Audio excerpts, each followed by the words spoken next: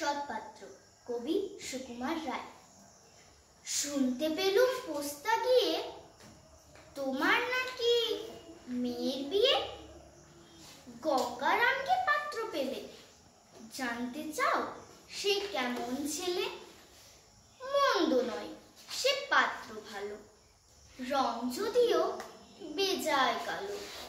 তার ওপরে মুখের গঠন অনেকটা ঠিক বেচার মতন। বিদ্যে বুদ্ধি বলছি মশাই, ধন্যী ছেলের অধ্যাবসায়। 19টি বার ম্যাট্রিক এসে ঘাইল হয়ে হামলো শেষে। বিষয় আশয় গরিব বেজায়, কষ্টে শিষ্টে দিন চলে যায়। মানুষ তো নয় ভাইগুলো তার, একটা পাগল একটা গোয়ার। আরেকটি সে তৈরি ছেলে, চাল পরিণত গেছেন ছেলে। কনিষ্ঠটি তবলা বাজায়, যাত্রা দলে 5 টাকা পায়। গঙ্গারাম তো কেবল ভোগে তিলের জ্বর আর পাণ্ডু রোগে।